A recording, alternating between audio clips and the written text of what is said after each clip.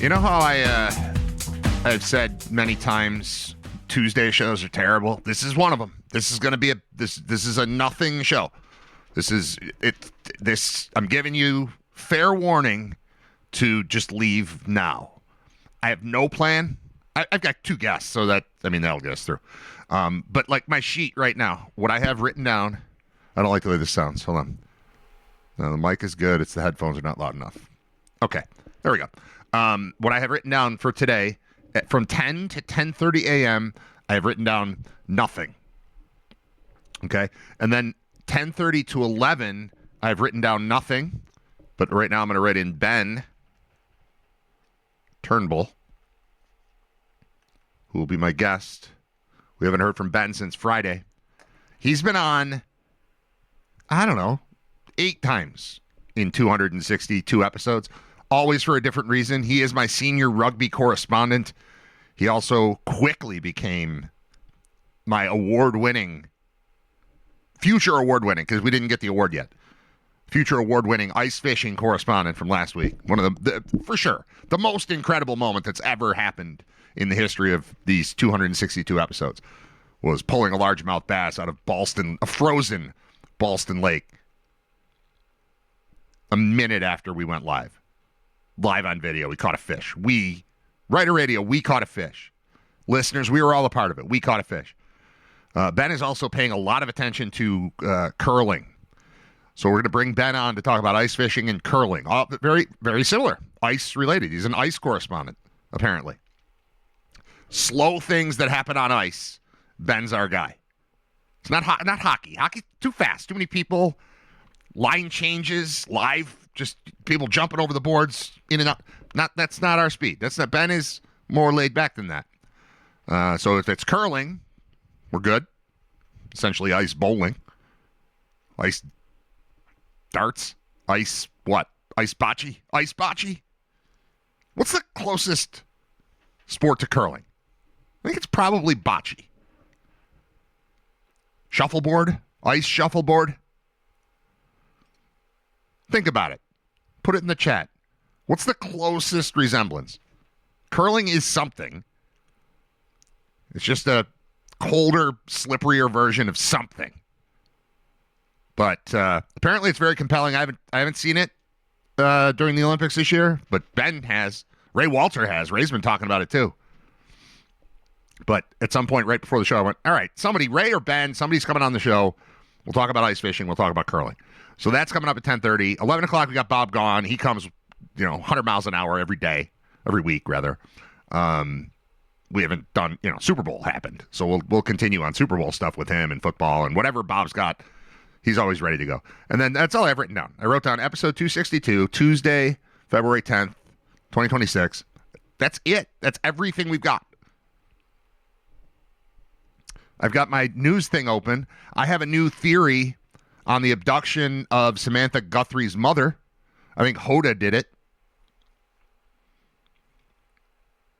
It's probably not a popular opinion, but just a headline. Hoda slides back into Today anchor chair as she covers for Savannah Guthrie.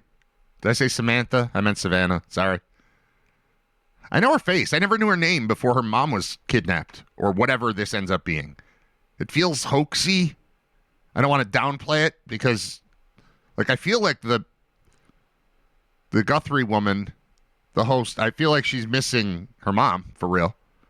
But I feel like there's something weird about the whole thing. What a crazy story.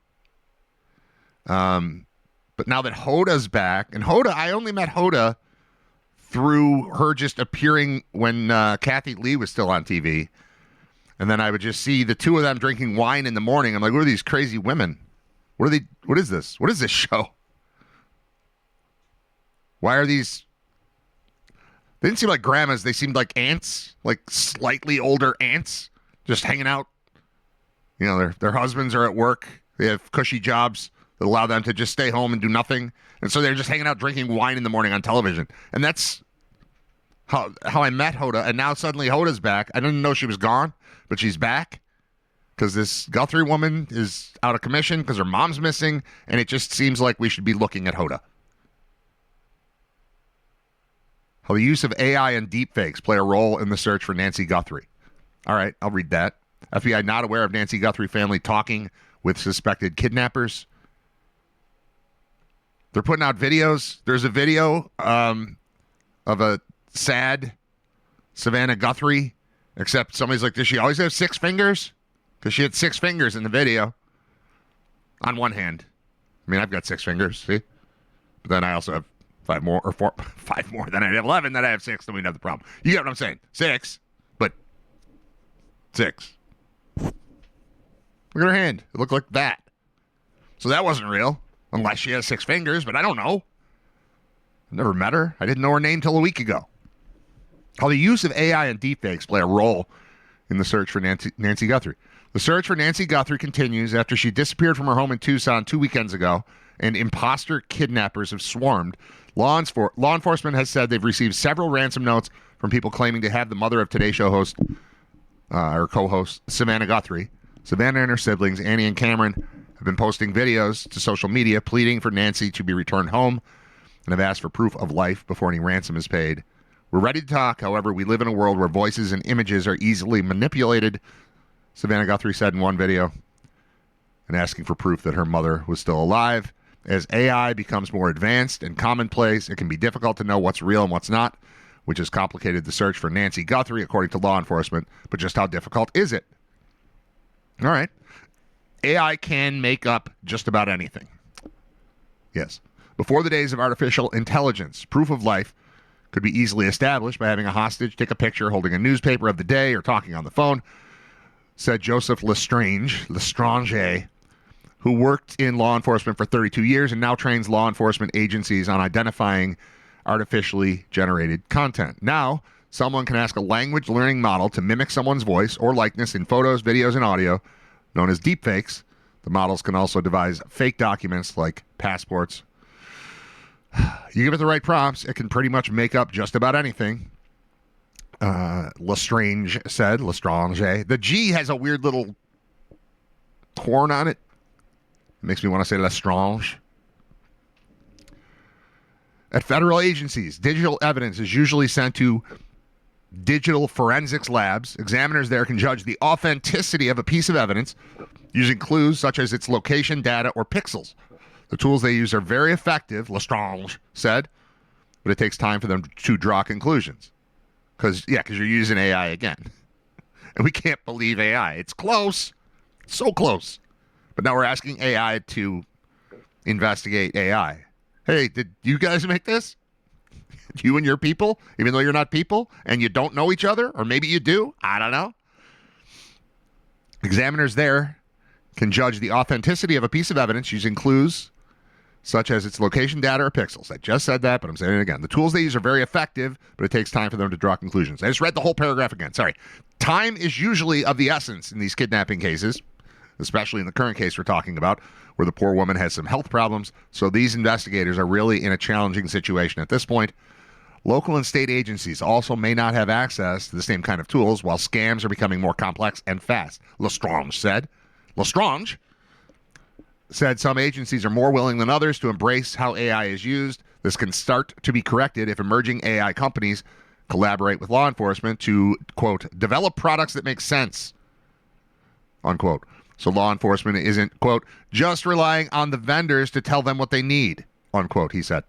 How to protect yourself from AI scams and deepfakes. This is worth learning, everyone. Although artificially generated content and deepfakes rely on digital tools, human interference and judgment is still a good way.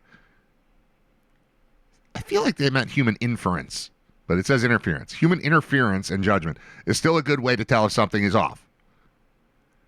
First, calm down and slow down, because a lot of times scammers will try to create a fake sense of urgency in order to get their way before the other people can figure out that this is fake. While on the call, someone calls you, you can say something that you know, this is exclusively in the case of kidnapping using artificial intelligence. So that's what I'm warning you about. This might be our future. Everybody getting kidnapped and AI being a part of it. That might be where we're headed. I don't know. Do you? Do you know? You don't know. While on the call, you can say something that you know your loved one is likely to respond to in a certain way. Or you can hang up and call your loved one directly to verify the issue. Okay, that's not just for kidnapping.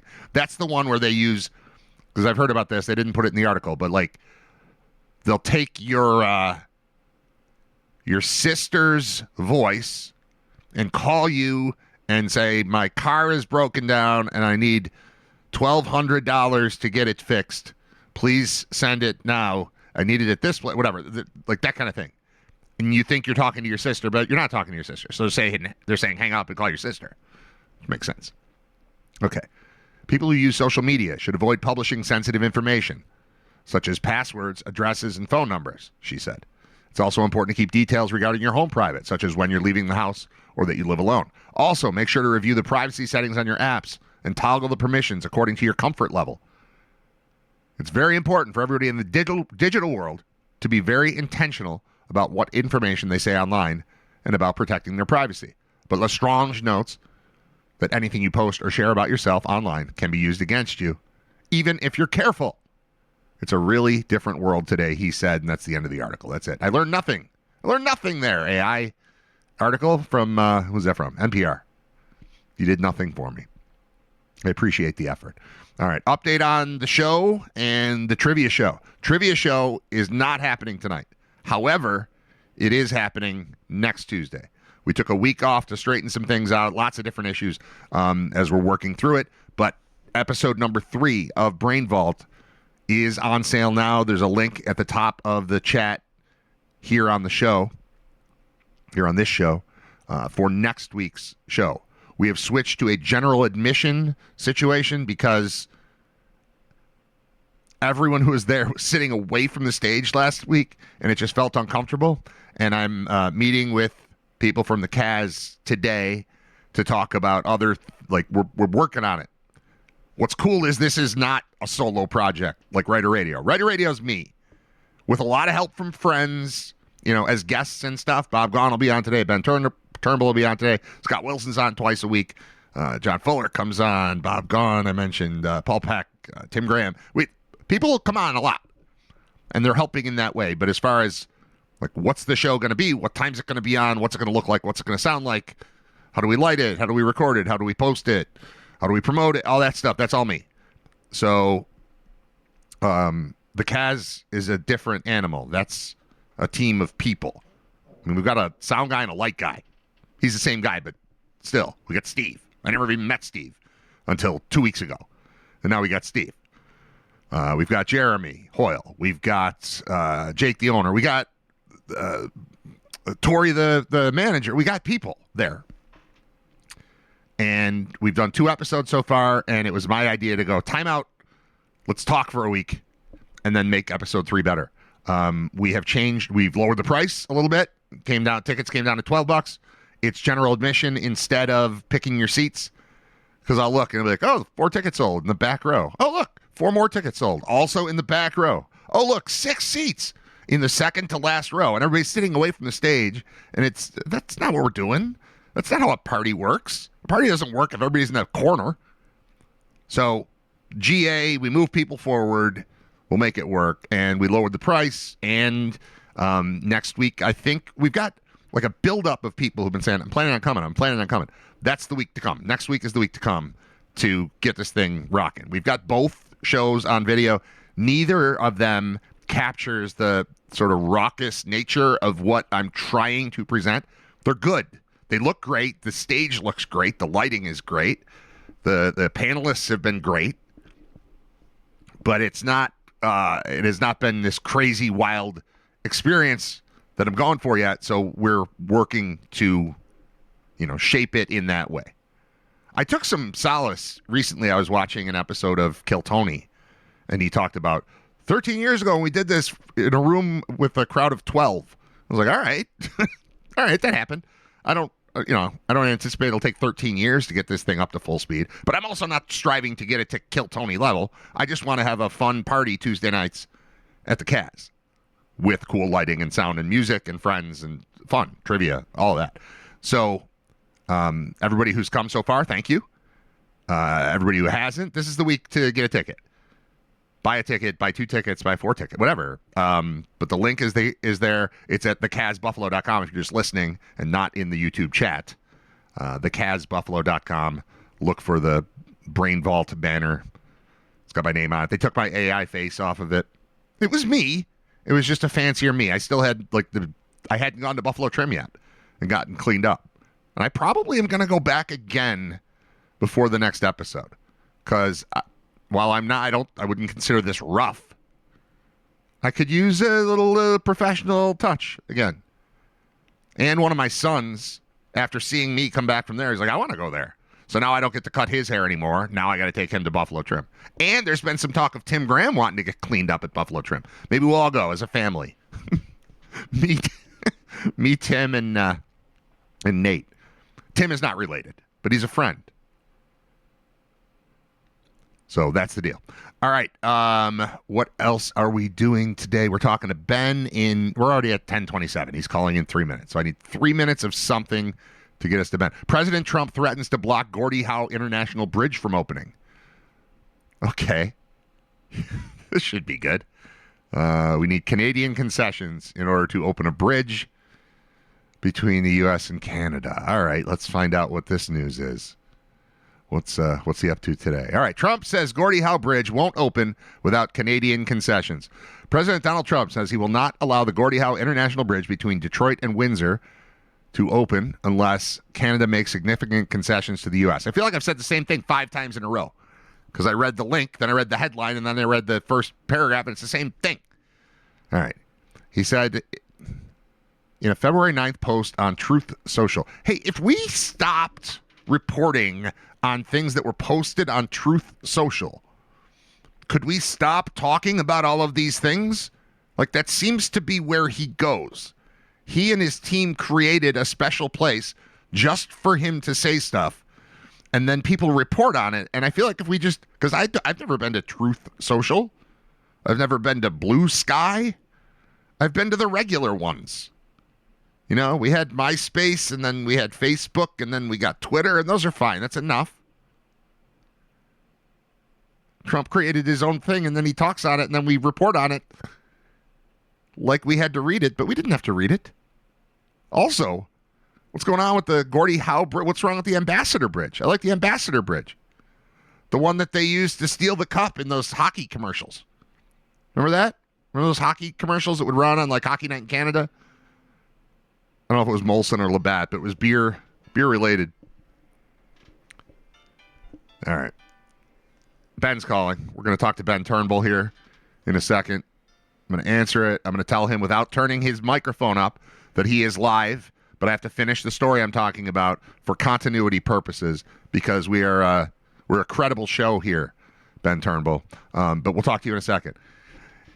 Trump said February 9th in a post on Truth Social that the U.S. will open negotiations with Canada, which has footed the entire bill for the $5.7 billion bridge construction project, but believes the U.S. should probably take ownership of at least half of it. In fact, the bridge is jointly owned by Canada and the U.S., with Canada intending to recoup its upfront construction costs over time through bridge tolls. The bridge is expected to open early this year after construction began in 2020, following a 2018 groundbreaking. I will not allow this bridge to open until the United States is fully compensated for everything we have given them. And also, importantly, Canada treats the U.S. with the fairness and respect that we deserve. With all that we have given them, we should own perhaps at least one half of this asset. All right. They paid for it. They built it. He wants it. It's just one of those. It's just the Trump story of the day. It's the bridge is there. It'll be fine. Okay. Ben Turnbull, you're here for 3 reasons. 1, I love you. 2, ice fishing. 3, curling. Let's skip the love, jump to the ice fishing. When we last checked in with you, we had you guys on live from the lake on Friday. We watched 1 minute into it. You pull a 22, I'll say, inch largemouth bass out of a hole in Ballston Lake. And then I talked to Ray about an hour later, and he said that I had caught all of the action. I have not had an update yet on the number of fish that were caught or the fun that was had while not on the lake and while playing music around town or whatever you go. Just tell me about the weekend that I missed. What did I miss? Well, Brad, the love is always presumed with you and I. You got the best part of the ice fishing. We caught that giant fish in the first 10 minutes of fishing. We caught no fish in the next 5 hours of fishing. But a whole lot of other people showed up, and we drank some peanut butter whiskey and had a really good time. So that counts for something. So that was the only fish. That wasn't just the only fish that day, Brad. That was the only fish all weekend. We fished Saturday when it was super cold out. And we ran inside our friend's house, and we're looking outside to watch the flags, and we weren't going outside often enough to check the flags and check the bait. So the tip-ups froze over, and trying to pull the tip-ups out, I broke, I think, 3 of the dozen or so tip-ups I have, trying to kick them back out of the ice. So despite what everyone saw on Friday, we are not very good at this. Okay, so not really an action-packed ice fishing weekend.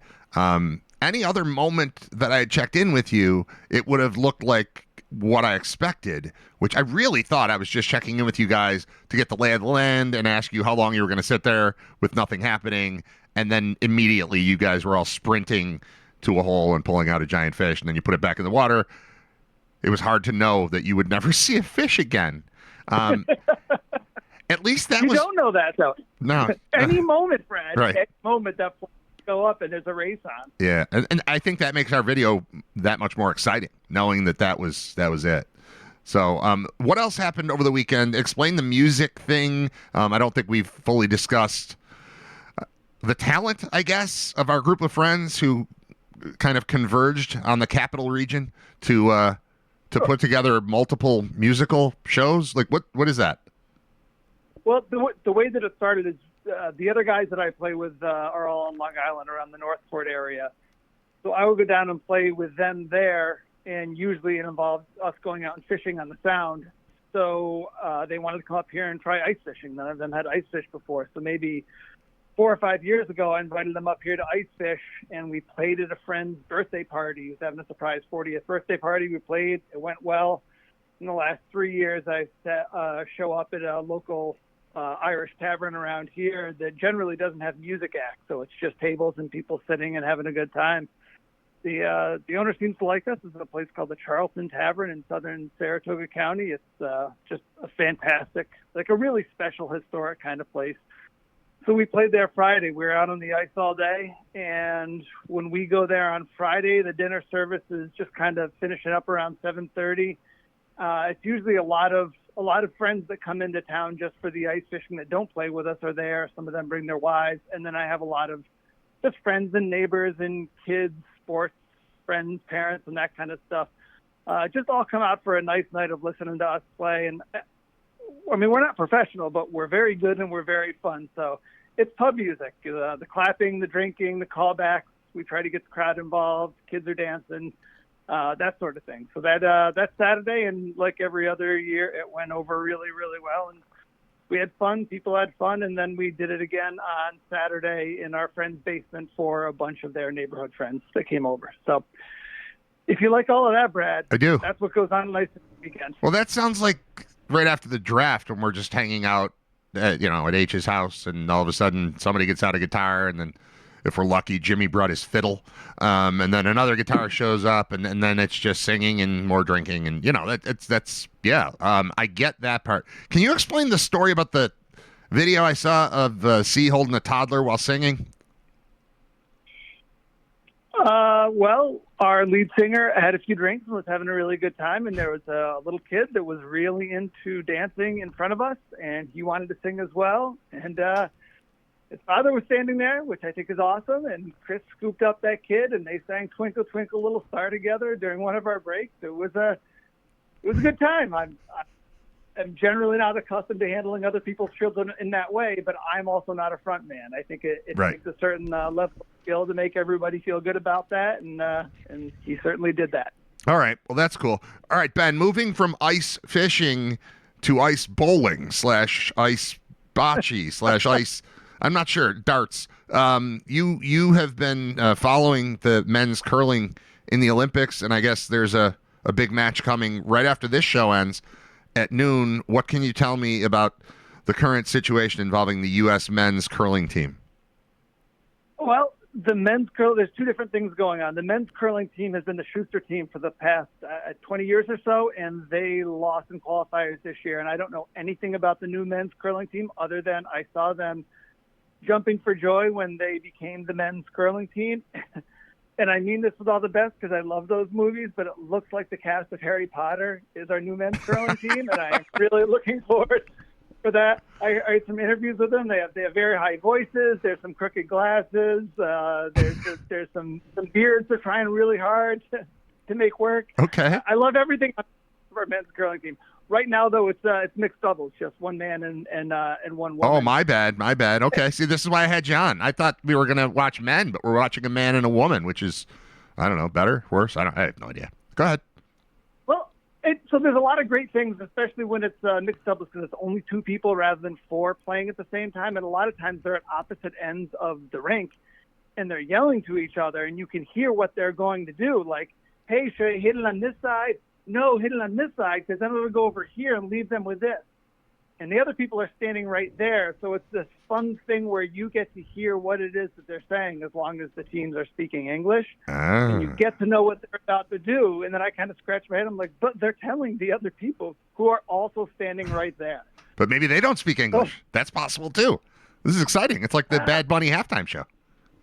Brad, this might be an American thing to say, but I'm pretty sure they all speak enough English to understand. Yeah, they all talk American. Everybody talks American. All talk American. So what we're missing, what I think we're missing out of our mixed doubles team right now is an awesome nickname. And when I started watching them, the man and the woman, both of their names are Corey, and the man's last name is Dropkin. Ooh. And I immediately thought, watching this by myself because nobody else wants to watch mixed doubles curling with me, was, they got to be calling themselves the Dropkick Corys. Or even the Dropkin Corys. Either way.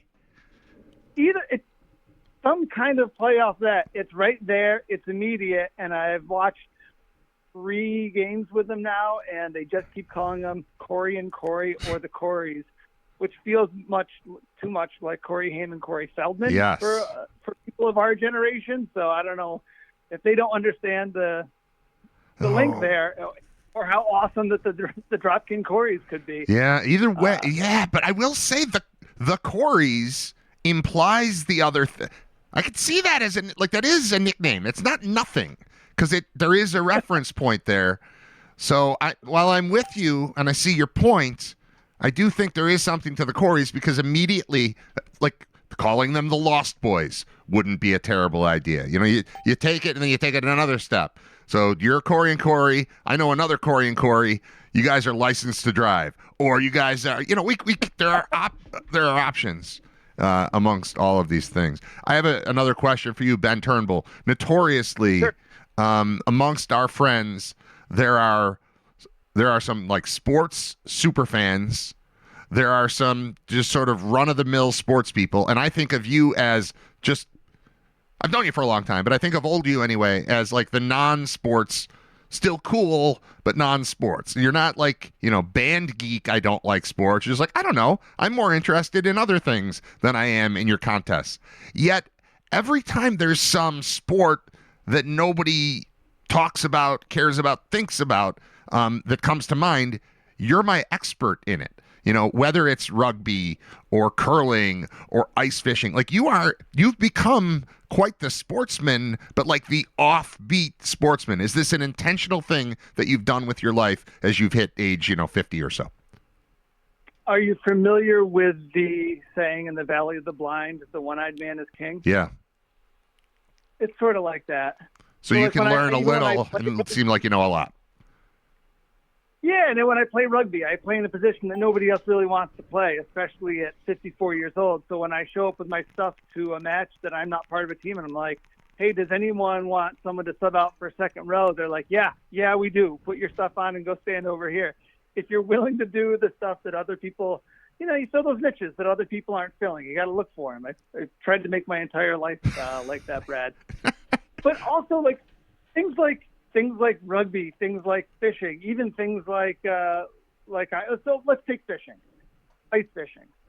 The fishing part of the ice fishing is like my 5th favorite thing about fishing. My first favorite is Friends. My second favorite is having some interesting drinks. My third favorite is snacks. My fourth favorite thing is I have like a tent and gear and I know how to use it all. So there's like a cool feeling of proficiency. And the fifth thing I like about ice fishing is catching fish. That goes for music, that goes for sports, that goes for everything. Anything that allows me to interact with other people that often involves some kind of food and drink and an interesting conversation. I'm there for those things. That makes sense. That explains. Good job. This is. I think that was introspective for you because I don't. Have you ever thought about it that way, or did you just come up with this? The thing about the one-eyed man and all that, because that's a perfect answer. It explains all of it. It fits you perfectly well, and it's the reason why when something weird comes up, like I don't know, I'll just talk to Ben about it. He'll be interested. Because it's a conversation. Like you like having conversations you've never had before.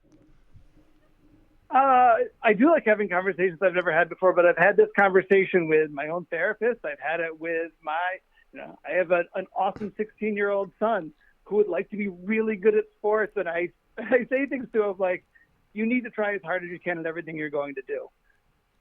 But really, you got to do the best and you got what your team needs from you. And you need to give your team what you have to give in the way that you have to give it to the best of your ability. Not like there's a reason I'm not the lead singer of my Irish band or even the leader of my Irish band. It's because I'm hanging on by a thread and just feel lucky that I'm getting to spend time and play music with people who are actually good at reading music. They have to make up their own language for me when we're talking about stuff because I don't know what a note is. I don't know what a key is. And yet there I am doing the thing. Yeah, I've had this conversation in many iterations with my kids, just trying to encourage them that just because you're not maybe naturally or easily awesome at something doesn't mean that you can't be awesome at it and have an awesome time at it and be a good teammate and be a good friend. That's not that much different from how I've been pushing my my oldest son in basketball because he's 13 years old. He's the least interested in sports by a lot of my three kids. But he's 6'2" and he's 200 pounds and he should play basketball. And if he just masters a couple little things, and not even masters, but like works on a couple little things, he's going to score more points than all the kids on his team that he walks into practice. He's like, I'm the worst one here. Like, sort of. You're the worst one at doing the stuff that they're doing, but you're the best one at doing the stuff you're going to be doing, and your role is to hang out over there. That kid's better at dribbling and running past someone, and whatever. But you can be better at rebounding, and you can be better at layups, and you can be better at setting picks and getting in people's way, and you're going to be a super important part of the team too. So you got your role. Get good at your role. This is a life lesson, Ben. This is why we have you on. This is why we keep you around. Lessons in life. Ben, what was the name of that the Billy Crystal movie when they were cowboys? City Slickers. City Slickers, yeah, that's the one. It wasn't one of the guys that Curly the one that said that the secret to life is one thing, just one thing, and everyone's kind of leaning in. And it's like, right, you figure out what your one thing is. Be best at your one thing, and maybe your one thing is not the same thing as everybody else's one thing. But yeah, that is the secret, isn't it? I like it. As much as I'm 54. City Slickers 2 was The Legend of Curly's Gold. I know that. I don't remember any specific lines from either of those movies, but I know that I saw them and enjoyed them and didn't think I would like them going in, but it turns out I did. So there's something too. Maybe we should all watch City Slickers and learn what the one thing in life that we should succeed at is and go for that. Ben, this has been fantastic. Scintillating. Update on curling, update on ice fishing, update on life, and a reminder that we should all watch City Slickers at some point soon. Thank you very much for your time. Make sure you're done by 12:05 today when the first stone is mixed doubles, the Corys, dropkick Corys, dropkick Corys. All right, Ben Turnbull, our senior rugby, ice fishing, and curling correspondent. He does everything. Dude does everything. All right. It's Riter Radio. We'll be back in just a minute. Bob Gaughan is going to join us. I don't have a song ready to play, so it's going to be a minute before we get to the minute.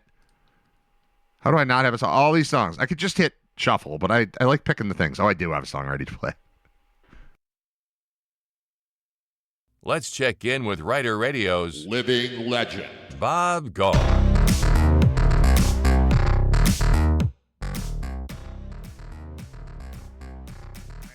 I assume Bob is here. He called, and I just put him on hold without saying hello. I usually say hello to Bob and then put him on hold. But you're here, aren't you, Bob?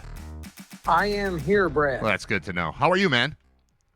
Well, if I talk a little funny today, more than normal, just got out of the dentist chair an hour or so ago. So, might be still the numbing in the mouth is still there. So if you notice a little change or something in the voice, that would be why. Did you get from the one place that nobody wants to go? No, right? not at all. What'd they make you do today, Bob? Oh, well, I had, getting into this age, I had broken a tooth off. Oh, wow. And they had to go in and dig out the roots of the tooth. Yeah, it sounds as bad as it was. It sounds bad. And to be clear, you chose 11 o'clock Tuesday as the time you wanted to come on the show this week. Well, it worked out best for me, to tell you the truth. All right, fair enough. Right. I did choose this, so that weird. Shows you how smart I am. All right. So where are you in processing what happened over the weekend in the Super Bowl? We probably should start there. I am actually thrilled from what I saw, because I don't think Drake May is anywhere in the same class as Josh Allen after his performance, not only in the Super Bowl. To tell you the truth, New England's offensive performance was the same in the whole postseason. The only difference was that Seattle had a slightly better, offense and was able to make them pay for it. But they gave up more sacks, and part of that is on Drake May. Then I think I saw Jordan Love got sacked all year long. And just in the 4 games of the playoffs. Now, certainly they played 4 tough pass rushes, but I'm sorry. I just came very unimpressed. I'll be honest, I wasn't impressed with Darnold either. So I was unimpressed with both quarterbacks in the Super Bowl. And that was, as a Bills fan, that was my main takeaway is we cannot keep, giving up opportunities for Josh Allen to get there, because he's so much better than these guys. Yeah, I don't know, somewhere in the first half when I'm looking at it was like 9-0 or something at the time. And I thought, oh, that's right.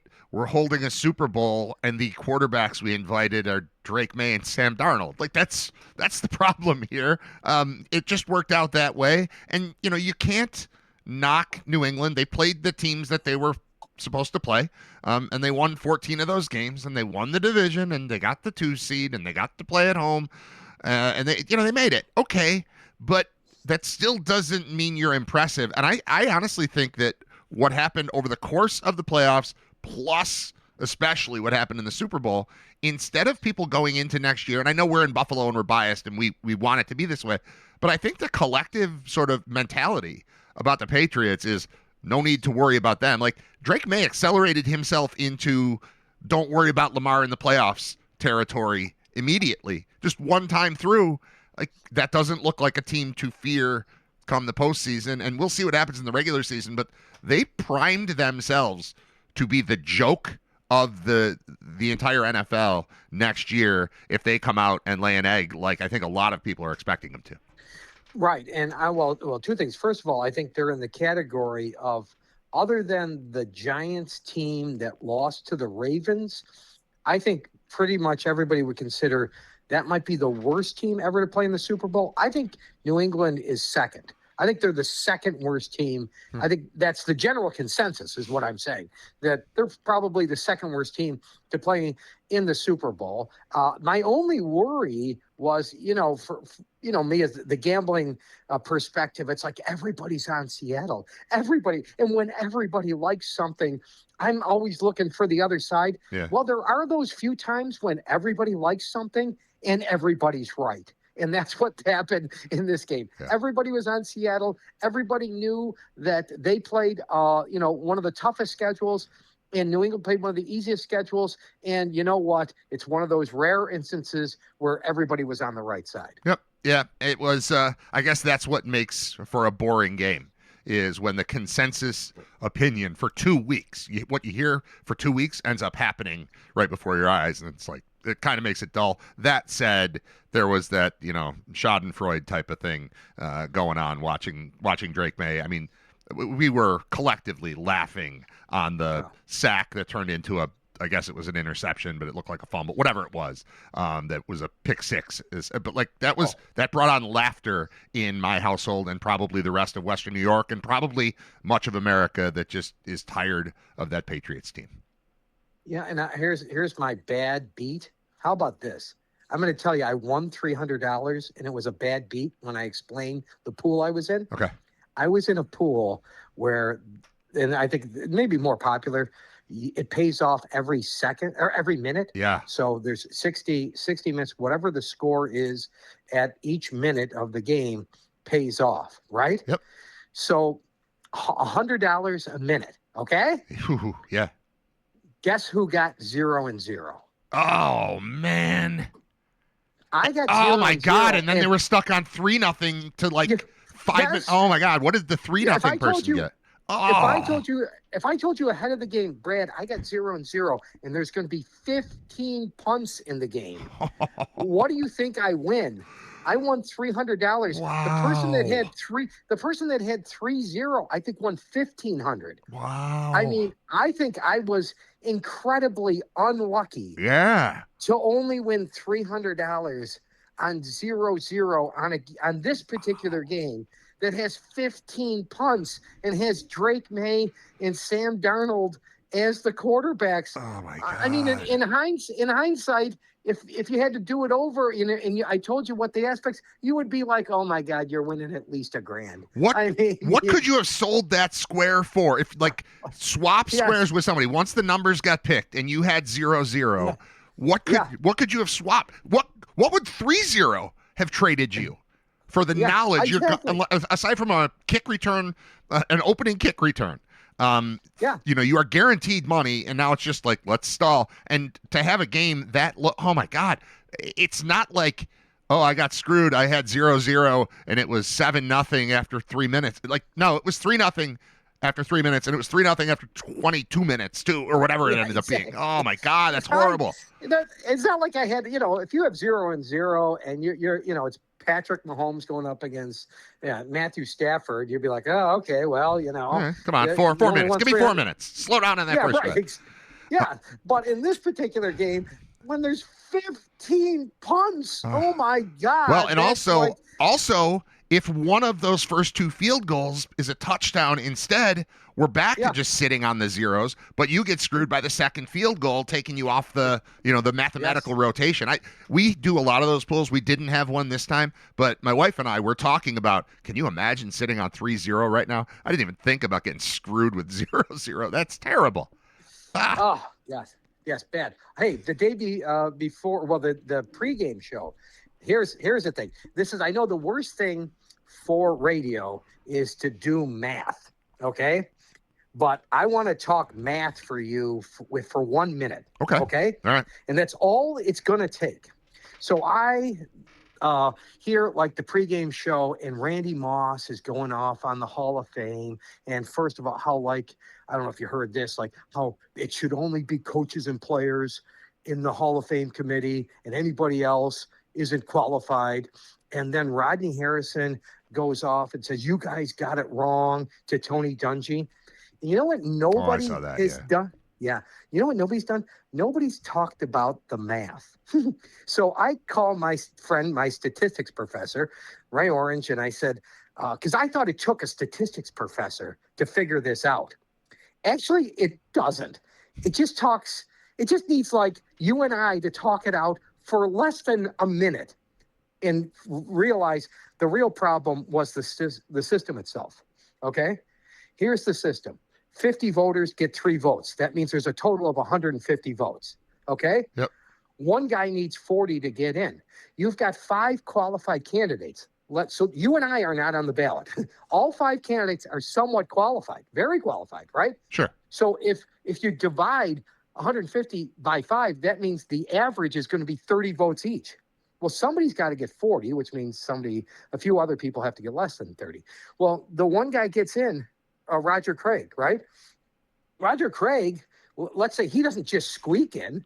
He probably got well over 40 votes, right? Okay. Yeah. So now reduce 150, and now you're looking at maybe just over 100 votes divided by 4. Divided by 4 means just over 25 votes per guy. If a second person is going to get in, that would have required 2 people to probably get 15 votes. Do you follow me here? Yes. Yeah. You need a landslide. Yes. You need 2 very. Yes. Otherwise, it's 1. Yeah. Wow. Otherwise, it's 1. So when 1 happened, so this is okay. So you and I talked about it. You didn't need to. I got a statistics. I will guarantee you that the Hall of Fame didn't talk to a statistics professor. They should have. They absolutely should have talked to a statistics, but they didn't need to. They could have talked to a 4th grader. Like you could have this conversation we just had with a 4th grader. Could you not? Yeah. And they could understand. They could understand what we just said, and they could also understand that. You were lucky to even get 1 in.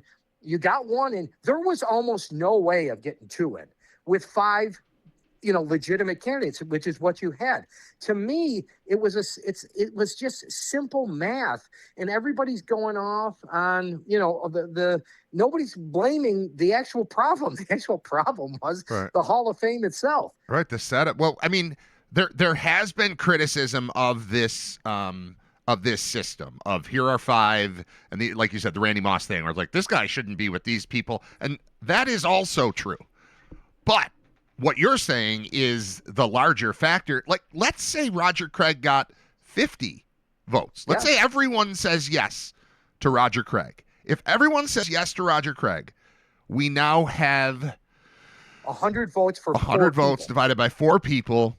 And now there has to be 1 landslide winner to get a yeah. Okay, I'm still making the same point, but yes, wow, that's very Nobody's talking insightful. about that. No, they're not. That's insightful. It's great. Right, no, but isn't it amazing that no one? I've never heard that this little 45-second conversation or whatever it was that we broke down the math. No, I've never heard that. I haven't heard anybody talk about that.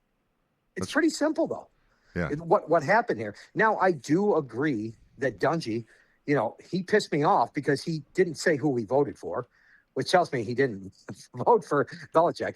Just have the guts to say. So, you got Poley in there that says he doesn't remember, and you got Dungy that says he doesn't. So I would go back to Randy Moss, and I would say, listen, my brother was on the committee for many years, and I got news for you, Randy. Bill Polian and Tony Dungy have more axes to grind than the Mark Gauns of the world. I'll tell you that 100%. Yeah. You want all players and coaches on, you're going to have more axes to grind than you are if you just had the 32. And I'm not saying that the writers aren't going to have some biases against people that didn't give them a story. I'm sure that does happen.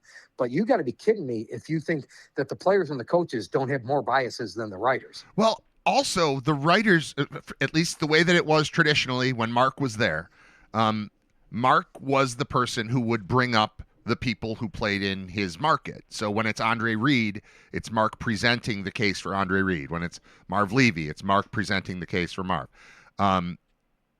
If he's presenting him, he's saying, I want this guy in. He's a yes vote.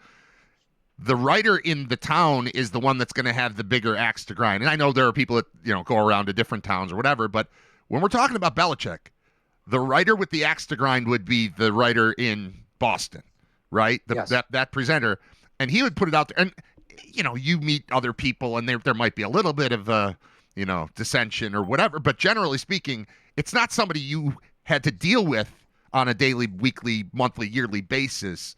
So there's not really room for that when you're just taking one individual from each city and putting that together. People who have respect for each other, respect for each other's opinions. And yeah, somebody might have an axe to grind against Mark and therefore doesn't want Andre Reed to get in. But it's not a guy that's going to have a problem with Andre Reed when he's being presented. So yeah, they're doing it all wrong. Well, just talk about axes to grind. Did you see the shirt that Belichick's 24-year-old girlfriend had on at the North Carolina game? I did not. Downstairs. So North Carolina's playing Duke, and Belichick's there with his girlfriend, Hudson. She's there, and she's got a T-shirt on, and the T-shirt is of the spa of the Kraft Rub and Tug. Really? Yes. She's got a T-shirt on from that spa. Wow. Yes.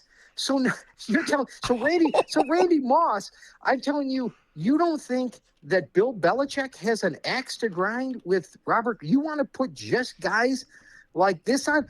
Belichick has an axe to grind with Robert Kraft. Wow. Right? And it's not her idea. She wasn't even born yet when it happened.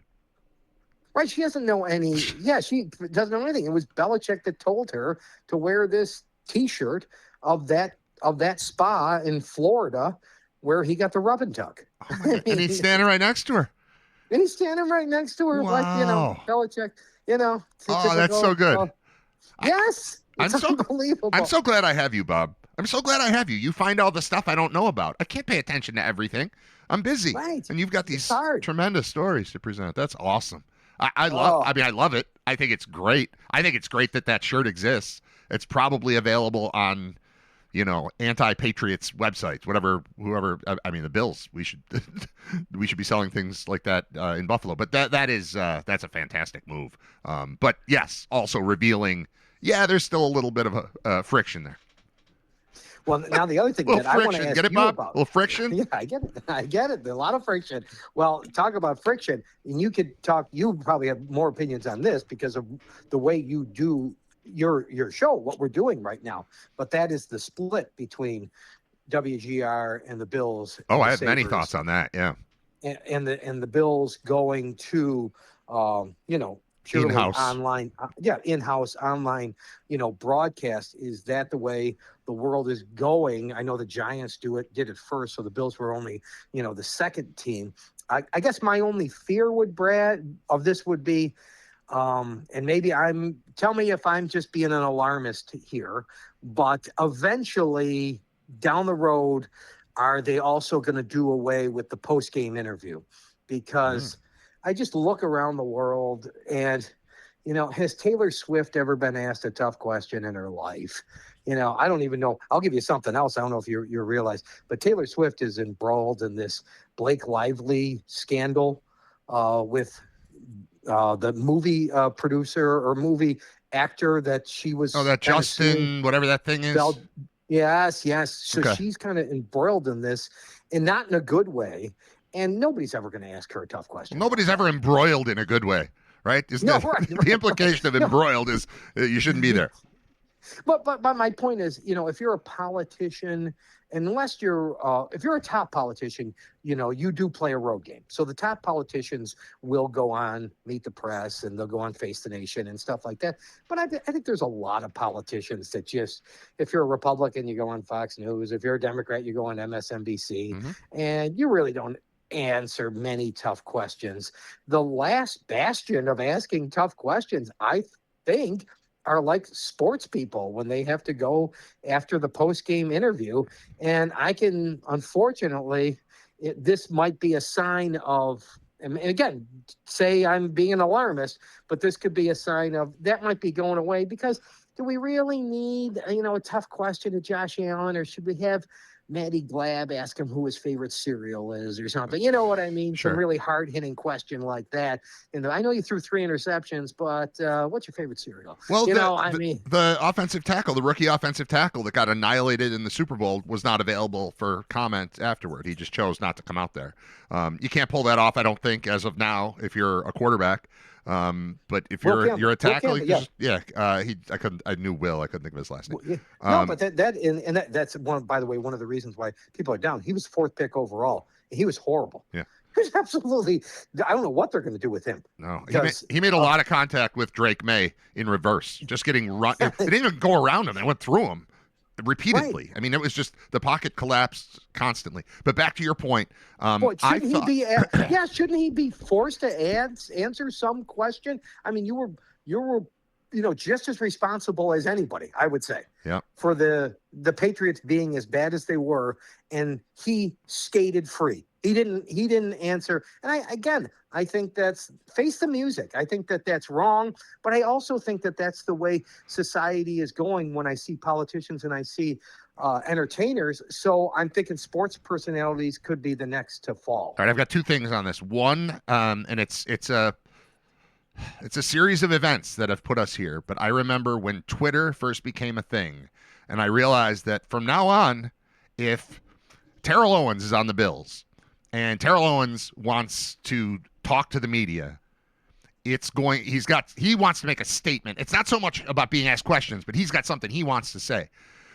He had to go through the Bills communication department to say, I'm going to have a thing, tell the reporters to come to me. And it would all be, at least to a certain extent, controlled. And then Twitter came out, and now Terrell Owens can talk to the world whenever Terrell Owens wants to. And I don't know why he's the one I always think of, but I think he was on the Bills when Twitter became prevalent. So, like, that's been in my head for a while. Like, eventually, you're not going to go through the team to get this, and it's going to become a problem for these franchises. So there was that moment. The other moment that I'll say is Chris Brown, who worked with us at GR and was an absolutely, and still is, but an incredible reporter. But he didn't work for the team. He worked for a radio station that covered the team. And then they said, you know what? You're awesome at this. Can you come over here? And I don't fault him at all. That's the way the world has gone. But they were able to control Chris Brown by bringing him in and hiring him. And good for him. And he's the play-by-play guy now, and he's awesome. And we both love Chris Brown. But that was the Bills going, hey, we can do this. We're gonna have a communications person. We're gonna have a reporter, a beat reporter, our own beat reporter covering us. That's state media. So we're getting into that. That was like the second domino that falling. I remember Sully's buddy Hobson, Jeff Hobson, I think was his name. He was a Bengals reporter, and he was hard-hitting Bengals reporter, and then he became the Bengals reporter for the Bengals. And goodbye hard hitting, goodbye journalism. So yes, all of this has led us to this point. And then you get to here's my other thing on the GR and Bills thing. I think the Bills got out in front of a breakup. I think the two split because yeah, the Bills want damn it. Yeah, the Bills want to control the message, of course. But also they like money. So they have the opportunity to control the message for the most part, but also, I mean, is GR really beating up the Bills? Aside from when Brandon Beane picks a fight with Jeremy, is GR beating up the Bills? No, because they're good. When your team is good, you don't get beat up. We used to beat them up all the time because they didn't make the playoffs for 16 straight years. But they're a really, like, top-line franchise in the NFL. You're not getting beat up by your partner, your media partner. Anyway, so we'll take money from them, but eventually it gets to the point where we've got a new stadium we're trying to pay for. We got all this stuff. We want more money. There's zillions of dollars coming in. We want more. Here is the fee you have to pay to be the rights holder. And then GR looks at it and goes, well, what are we really getting out of this exactly? Because if the games go away, we're still going to talk about you, and everybody knows to come to us to talk about you. And if you take your shows away, we'll just put other shows on, and we'll still talk about you, and people still know this is the place. So it doesn't make sense. I feel like it was a mutual breakup, but because the Bills were the ones who came out with the statement first, it's like, oh, they dumped WGR. I don't think they dumped GR. I think the new contract wasn't coming into place, and the Bills decided to make a statement and get out in front of that. So that's another part of it, too, them controlling the message by being the first ones to report the split. But I think they're kind of foolish in that way, because I still think now WGR right now has more freedom. Again, they might disagree with me. They might say they always had as much freedom as ever. I'm sorry. I think they got more freedom now to say whatever the hell they want, because they're not partners. I always said that, the best way for me to shut you up, Brad, if you're criticizing me, is I'm going to buy advertising on your show. That's the best way. Yeah. I'm going to be your partner. But when you take that partnership away, now you say whatever the heck you want. So I think in a way it's foolish from them. I mean, again, but that's when you're a billionaire and you're Terry Pagula. Again, you're right. You probably don't like to be criticized. You want to control the message. Hey, look at Jeff Bezos. Jeff Bezos gets rid of the Washington Post sports department. He's got enough money. He didn't have to do that.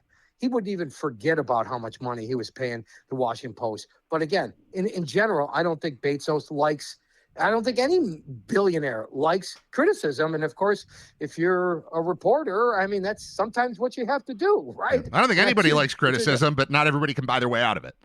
That's right. And they can. Yeah. They just have screw you money. Yep. Screw you money. They don't have, they don't have to say, oh. Right. Hey, lastly, the Olympics going on. The reason I love the Olympics is, some people rise to the occasion and others falter.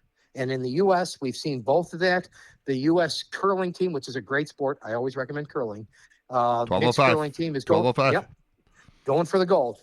And on the other end of that, Michaela Schifrin today, my God. So she is the number one slalom person in the world. She's got 71 slalom victories. And to make matters worse, this is a team event. So she is teamed up with the American that won the downhill. So she's got an advantage going in. She's got a couple, a second or whatever advantage because she's teamed with the person that had the fastest time in the downhill, right? Yep. She's a lock. She's an absolute lock for the gold because she's the best slalom. And what does she do? She fades, and they, as a team, finish fourth. So she's missed 7 straight times. This is the best slalom skier in the world, has now gone 0 for her last 7 times in the Olympics because she has been unable to handle the pressure. And that's what I love about the Olympics. Some people rise to the occasion, and other great athletes falter. The thrill of victory and the agony of defeat, right? Yeah. Oh, I'm robbing Wide World of Sports, but you know what we're going for here. All right. Well, no, and the thing is, you could watch any sport. Like, I don't even need to know. You just tell me. I'm watching, the luge. All right, tell me who the best luge, person is. Who's the favorite? Who's supposed to win? Let me see if that person can rise to the occasion. It doesn't have. It just every 4 years I can handle watching sports just because I think it's the pure essence of sports. I wouldn't do it every Saturday, every Sunday, but once every 4 years, I really do love it. Yep, love it too. All right, thanks, Bob. Okay. We'll talk to you All soon. Right, you got it, Brad. All right, there's Bob gone. This is Riter Radio. It's episode 262, and we're taking you up until noon. We'll take a quick break. We'll be back. Stick around. The mixed doubles final gold medal match. I don't even know who the U.S. is playing. I did a whole preview thing on it. I don't even know who they're playing against, but I'm rooting for America because that's where I'm from there. We're just a half an hour away from Olympic excellence. Stay tuned.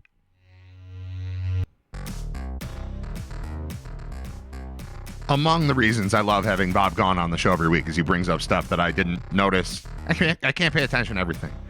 It just can't be done.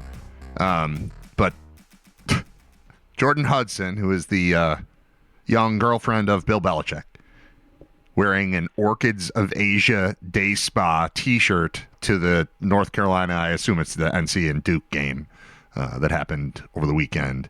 That's just awesome. I think it's great. But I will say, I read the article about it, and I think, see if you're with me on this.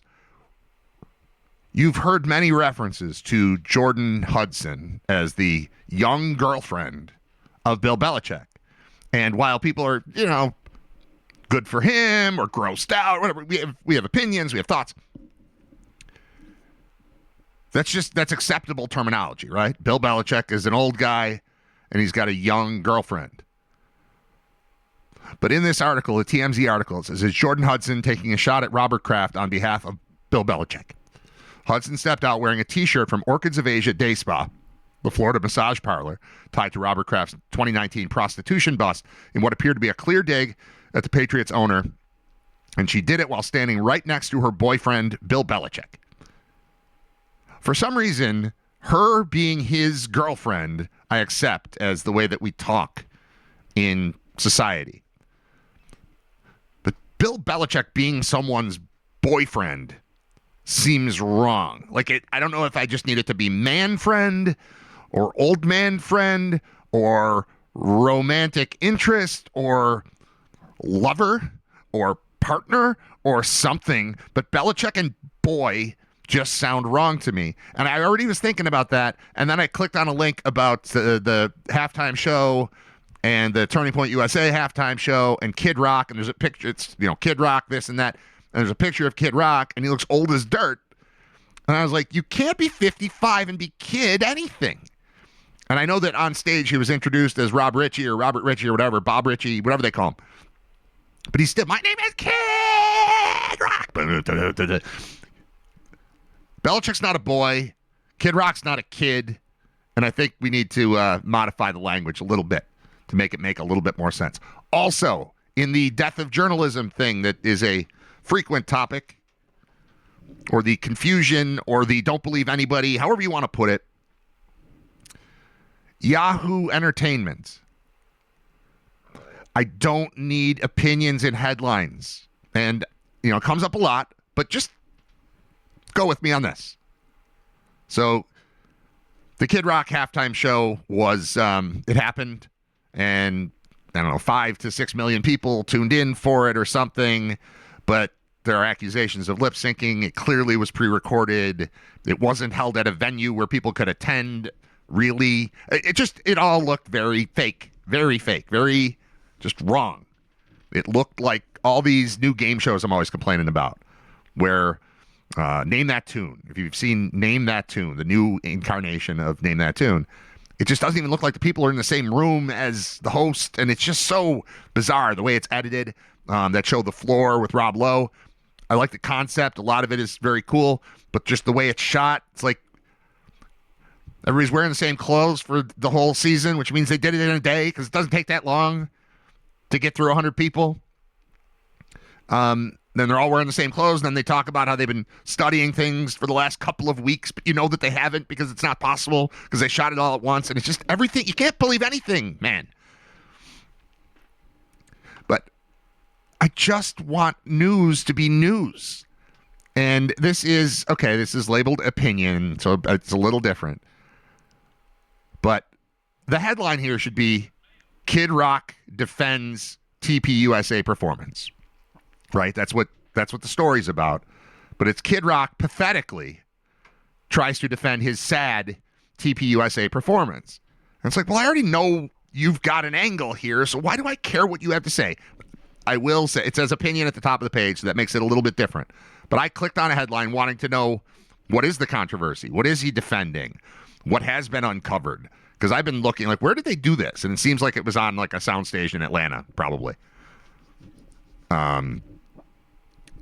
But it clearly wasn't, like, a live thing competing with the live Super Bowl halftime show. It was just, we're going to hit play on YouTube.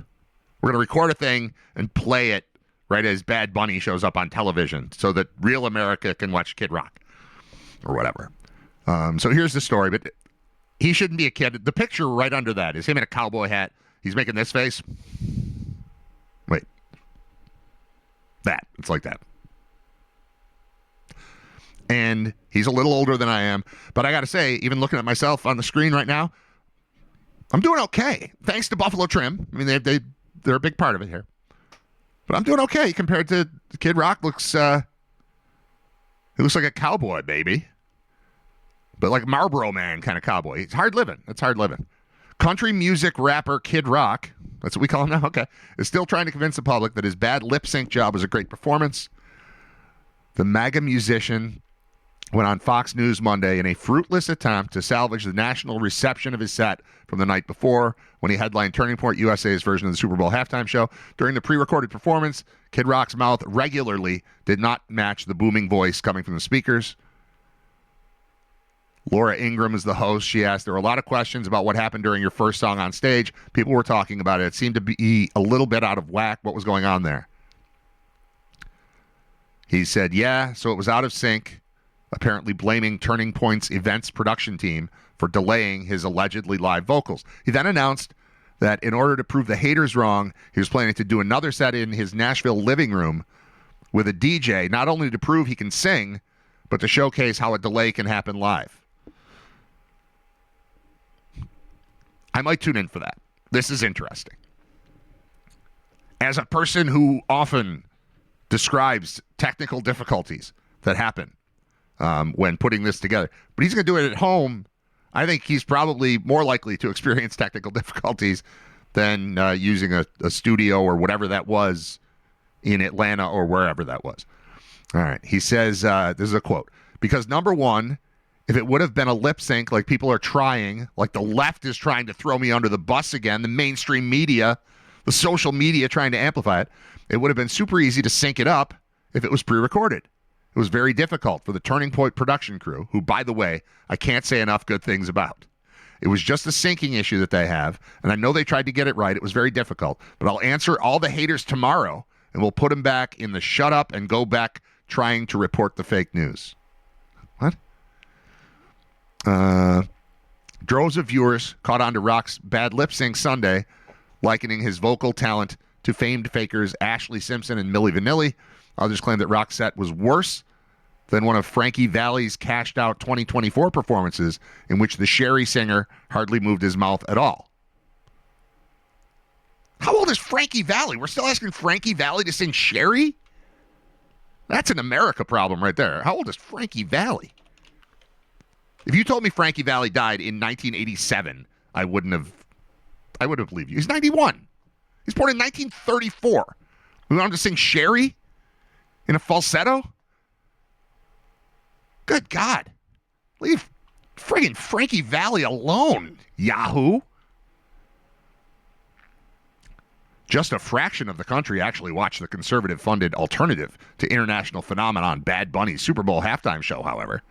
Well, yeah, a fraction of people watched Bad Bunny, too. And a fraction of people don't watch football at all. And a fraction of people were ice fishing. And a fraction of people were bowling. And a fraction of people fell asleep before the game. And a fraction of people went to the bathroom during halftime because you were there for a football game, not a performance from an artist you don't care about. Or you're allowed to not watch it. My God, this is crazy. This might just be we have too much media and we have too much social media, and here I am doing it too. I'm contributing, but I try to be like meta about it. It's a piece of the media talking about the media, and this is me talking about the media talking about the media. Whatever. Just a fraction, but you're so slanted here. Early estimates reported that while 128 million Americans tuned in to watch Bad Bunny rap in Spanish. I didn't tune in to watch Bad Bunny rap in Spanish. I was watching a football game, and that's what they put on at halftime. That's the extent of it. I did tune in at 6. I wanted to be there early because Green Day was playing. And then when Bad Bunny was on, I watched it because it was on. People didn't tune in to Bad Bunny for Bad Bunny. Maybe some did. I don't know people that... It's just so stupid. It's just so stupid to phrase things like that. Yeah, 100... As if there was a war and you had to pick a side. You don't have to pick a side all the time. I didn't line up. I'm not pro Bad Bunny. I'm pro shut up. It's fine. It's just a thing on television. So I count as one of those 128 million people that's strongly in support of Bad Bunny rapping in Spanish. I'm not, but I'm fine with it. I'm also okay with Kid Rock performing for whoever wants to watch Kid Rock perform. I'm just not changing the channel during the Super Bowl. If Fish did a separate halftime show during the Super Bowl, I would tune to that because I really like Fish. I don't really like Kid Rock. I also don't really hate Kid Rock. Kid Rock is just this thing that exists and really existed and surprisingly still exists, but should have a different name than Kid at this point because he's 55 and wrinkled. 128 million Americans tuned in to watch Bad Bunny rap in Spanish. Just 6.1 million people streamed Turning Point's option on YouTube. Right, because we were watching TV. And then some people needed to, I'm rebelling against, I don't like the language here. We've got congressmen asking for investigations into lewd. You can't, all of this. You can't be mad that it's Spanish, but then listen to all the Spanish and translate all the Spanish and then be mad about what he said in Spanish and then take it to Congress. Be like, I don't like what that guy said in Spanish. Well, I thought you didn't understand him. Yeah, but I looked it up. Okay, if you had to look it up, it wasn't that bad. It's fine. If he was inciting a riot, that would be different. But he had there's sex stuff in the song. He's a young artist. That's what it's in music. It's always been the way. And then even I don't think I've brought this up, but right after the halftime show, Trump comes out with how terrible the halftime show was. It's like, why did you watch the halftime show? There was another one. There was one that loves you. Why wouldn't you watch? You didn't even watch that? So saying 128 million Americans tuned in to watch Bad Bunny rap in Spanish is insane. 128 million Americans were watching the Super Bowl, and then that's what came on while you were waiting for more of the Super Bowl. And then that ended, and then there was football again. That's what I did. So don't count me. That's 127,999,999. Actually, 995. Just count my whole family as we were just watching the most watched TV show every year. We're just Americans watching the Super Bowl.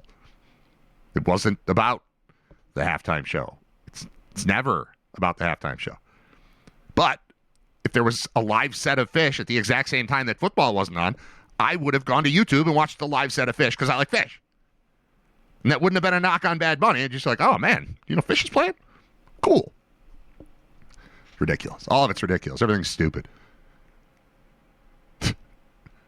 It says Bunny versus the Kid, the little bug at the bottom of the screen on Fox News. Laura Ingraham on one side, Kid Rock on the other, and it's Bunny versus the Kid. You put up a great fight there, Kid Rock. And I'm sure when was this article published? Excuse me. Today? All right, so tomorrow, it seems, or maybe today, Kid Rock is going to perform live from his house to prove how technological issues can make people think you're lip syncing. I don't know. I don't know what to do with any of this. We've got gold medal curling coming up in 10 minutes, and I'm reading about halftime here. It's so sad watching who on stage these days. Frankie Valli? You got to pull up a recent Frankie Valli performance. He's in his 90s. Do I really? Okay. I was going to go. Well, all right. We've got 9 minutes before curling starts. I want to get in on it immediately. Okay. Frankie Valli live 2024 Sherry.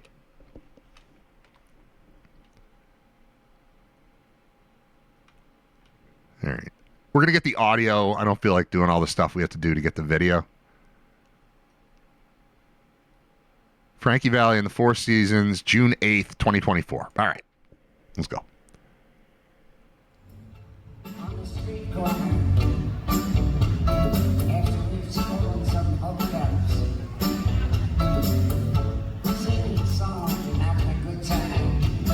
Sherry, Sherry baby, Sherry, Sherry baby,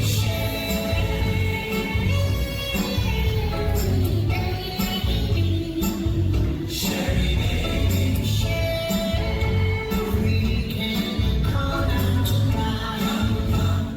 Come out tonight. All right. By not showing the video, we're missing the entire point here because I'm getting it and you're not, and I do have to pull up this thing. Hold on. I just want to go watch curling, but you're right. You're right. We should look at this. All right. How do we do this? Window capture. Then I have to do the properties of the window capture because I haven't done this in a while. And then I go Frankie Valli, and there he is. Okay. And we're going to stretch out that screen so it takes up most of my screen or all of my screen. This is all happening. This is live. Again, this is me taking requests can bog down the show a little bit, but the show's just about done. All right, we're going to have Frankie Valli.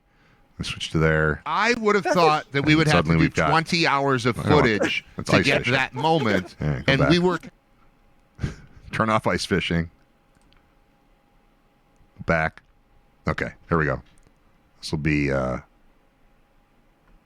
Frankie Valli, February 8th, 2024. So this is 2 years ago when he was merely 89 or something. All right, where do I go to play? Here we go. On the street corner, after we've stolen some hotels, singing songs and having a good time. Sherry, Sherry baby, Sherry, Sherry baby, Sherry baby, Sherry baby, Sherry.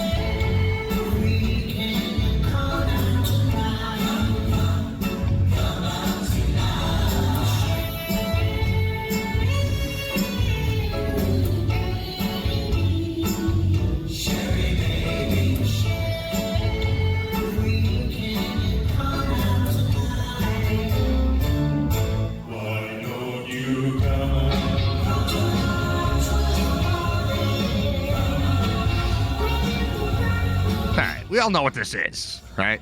First of all, main point here, these other guys look great for being in their 80s. The rest of the Four Seasons, they look fantastic. And that is what makes Frankie Valli look not great, is that he's not using the same skin cream or something as these other guys, because they look awesome. I'm being told those are not the original members of the Four Seasons. That explains a lot. Yeah, this isn't, I mean, I don't mind that it exists. I wouldn't pay to see 91-year-old Frankie Valli, so it doesn't really bother me.